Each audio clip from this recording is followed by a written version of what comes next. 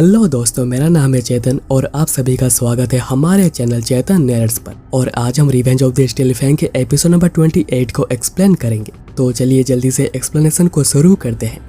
Episode की शुरुआत होती है जब आयन वाइकर को लेकर मैट्रियार्क के पास आ रही होती है। अगर तुम्हारे पास सोने की जगह ना हो तो तुम किसी दोस्त के बेड पर सो सकते हो, और अगर तुम्हें भूख लगी हो तो तुम किसी दूसरे के पास से खाना खा सकते हो जिसके पास ज्यादा खाना हो। हम बालक्स यहाँ पर ऐसे ही रहते हैं। हो सकता है कि बाहर वालों के लिए यह कुछ भी ना हो, पर जो यहाँ पर रहते हैं यह उनके लिए उनका घर है, और अच्छा होगा अगर तुम इस सबसे जल्दी यूज्ड टू हो जाओ। वाइकर कहता है ऐसा लगता है कि बालक्स को अपने प्राइवेट चीजों की कोई चिंता नहीं। उसके बाद दोनों मैट्रियार्क के घर पहुंच जाते हैं और अंदर जाते ही आयन कहती है कि मदर हम आ गए। मैट्रियार्क कहती है ऐसा लगता है तुम उस बड़े घराने के लड़के को लेकर आ गई हो जिसकी बात तुम हर रोज कर रही थी। आयन ब्लश करते हुए कहती है मदर आखिर मैंने ऐसा कब कहा।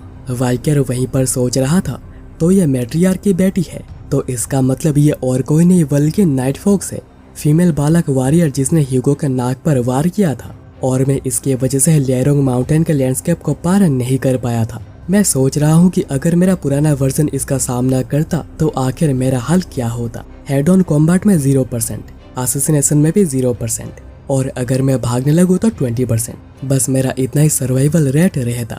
नाइट फॉक्स फिर कहती है मैंने तुम्हारा चेहरा पहले कहीं पर देखा है। वाइकर सोच रहा था क्या वो अपने इंस्टिंक्ट से बता सकता मैं ह्यूगो के ब्लड लाइन का हूँ। नाइट फॉक्स आगे कहती है वेल ज्यादातर इंपेरियल आदमी एक जैसे ही दिखते हैं, आखिर तुम इसके साथ क्या करना चाहती हो, ये तो एक मुर्दे से कुछ अलग नहीं।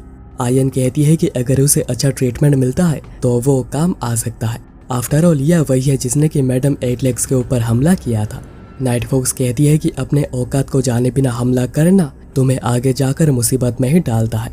वेल फर्क नहीं पड़ता है कि उसकी बॉडी कितनी खराब हो गई है, अगर उसका सीड ठीक है तो सब कुछ ठीक है। आयन कहती है कि मेरा वो मतलब नहीं था और मैं उसे एक स्लेव की तरह यूज करना चाहती हूँ। नाइट फॉक्स कहती है पर अब तक तुम जो भी कहती आ रही थी ये तो उसे बहुत ही अलग है। तो आयन कहती है कि मुझे हंटिंग के दौरान एक स्लेव का सपोर्ट चाहिए। तो नाइट फॉक्स कहती है कि वेल एक स्लेव के साथ क्या करना है ये उसका मालिक ही डिसाइड करता है। और ये सुनने के बाद आयन शर्मा कर वाइकर को देखने लगती है। उसके बाद दोनों वहां से चले आते हैं। वाइकर कहता है कि मेरा एक सवाल था, तुम्हारा नाम क्या है। आयन कहती है अचानक ये सवाल, और एक स्लेव की हिम्मत कैसे हो गई उसके ऑनर से उसका नाम पूछने की। तो वाइकर कहता है कि मैं तुम्हें मास्टर तो कहने नहीं वाला, इसलिए ही मैं तुम्हारा नाम जानना चाहता हूँ।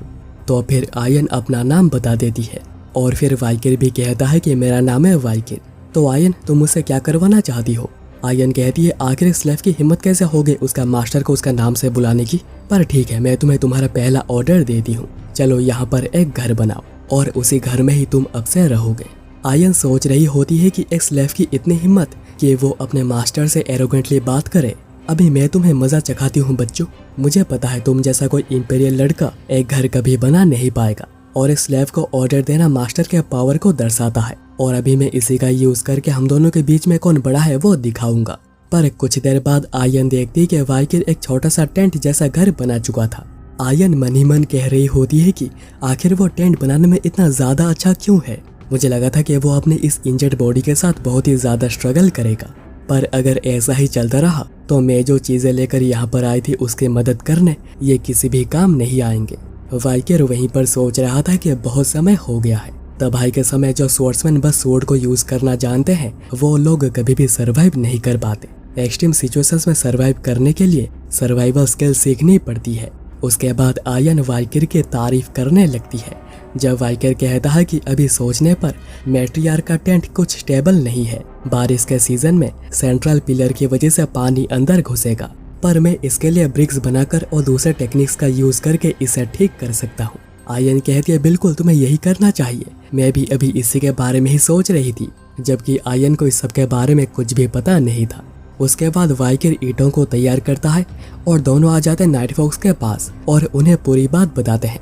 नाइट फॉक्स कहती है कि मैं बहुत ही ज्यादा परेशान हो गई थी क्योंकि मैं कुछ भी क्यों ना कर लूं यहाँ से हमेशा ही पानी घुसता रहता था। उसके बाद वाइकर इसे ठीक कर देता है, पर तुमने अभी इसे ठीक कर दिया है, लगता है कि मेरी बेटी ने एक काम के लड़के को लाई है।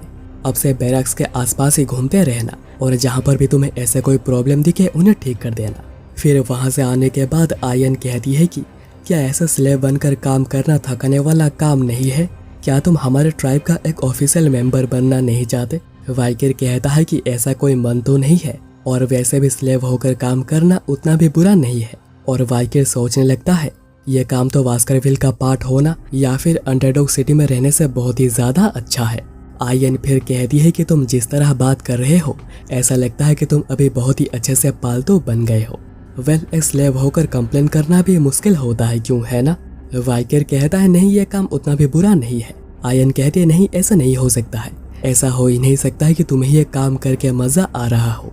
चलो अभी मुझे फॉलो करो और मैं तुम्हारी मदद करती हूँ, ताकि तुम इस ट्राइब में बहुत ही अच्छे से एडजस्ट और सरवाइव कर सको। और अगर तुम एक अच्छा काम करोगे तो मैं तुम्हारे गले में जो रस्सी है उसे खोल दूंगी। वाइकिर कहता है, क्या सच में? तो चलो बताओ मुझे क्या करना होगा।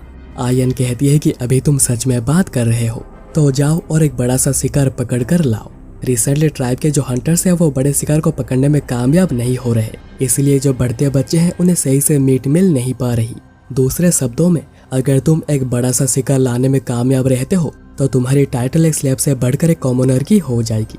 और ऐसा लगता है कि तुम्हें हल्की फुल्की चीजें मूव करने में कोई मुश्किल नहीं होती, तो तुम्हें बस मुझे असिस्ट करना होगा।